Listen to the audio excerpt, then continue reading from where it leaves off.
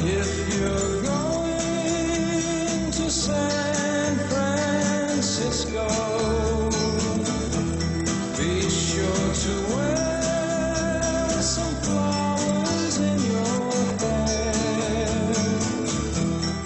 If you're going to San... Monterey, 180 km au sud de San Francisco. C'est là, dans un champ, que se déroule en juin 1967, le premier des festivals pop.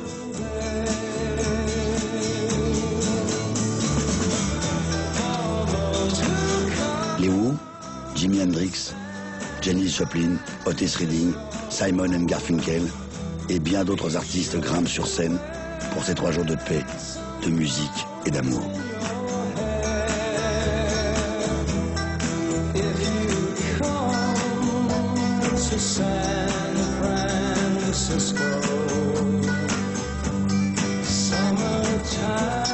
Sous le soleil de Californie, on roule des joints et l'on se roule dans l'herbe. La marijuana et le LSD brillent dans les regards extatiques aux pupilles dilatées. La drogue, le sexe, la musique, tous les ingrédients de la révolte juvénile des 60s sont réunis pour assurer le succès du rassemblement. Peace and love, love and peace.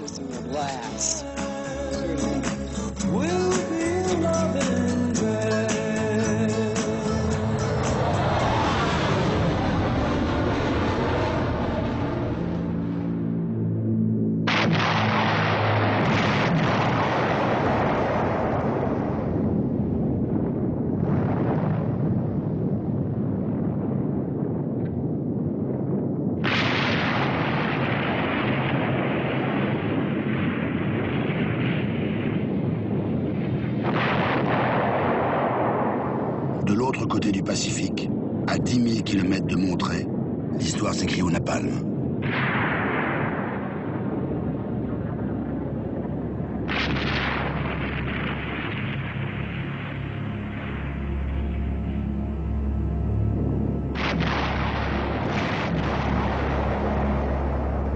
Pour contrer l'offensive communiste d'Hanoï contre le régime de Saïgon qu'ils soutiennent, les États-Unis se sont lancés dans l'aventure militaire au Vietnam.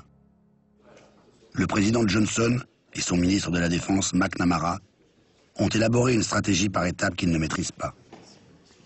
En vérité, ils sont happés dans le vertigineux engrenage de l'escalade.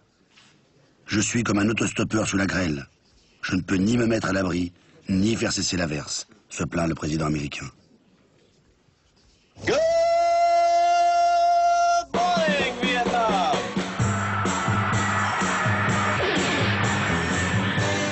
Nowhere to run to, baby.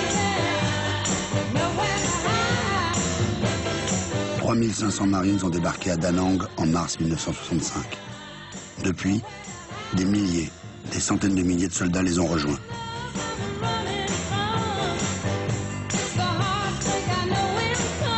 Au début de 1968, 500 000 jeunes Américains, spécialement entraînés, combattent au Vietnam.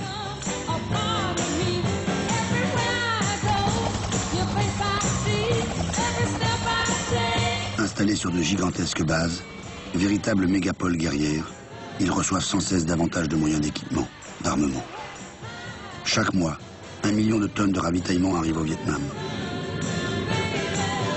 Le trafic aérien est si dense que l'aéroport de Saïgon devient le plus animé du monde. La machine de guerre américaine fonctionne à plein. Jamais une telle puissance n'avait été concentrée dans une aussi petite région du monde contre un ennemi apparemment aussi faible.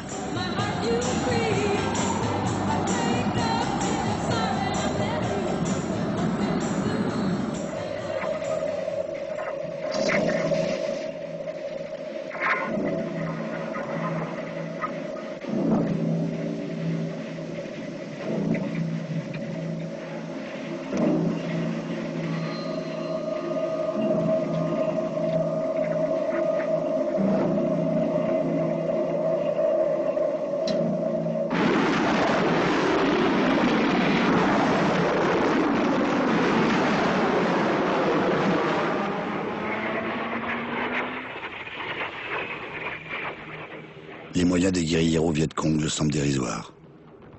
Ils vivent dans les souterrains à l'abri des bombardements, se déplacent la nuit, cherchent appui dans les villages.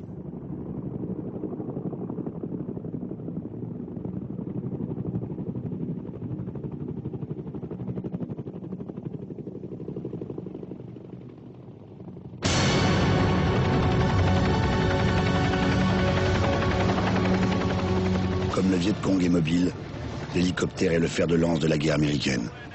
Omniprésent, le bourdon métallique constitue un soutien logistique permanent pour le fantassin.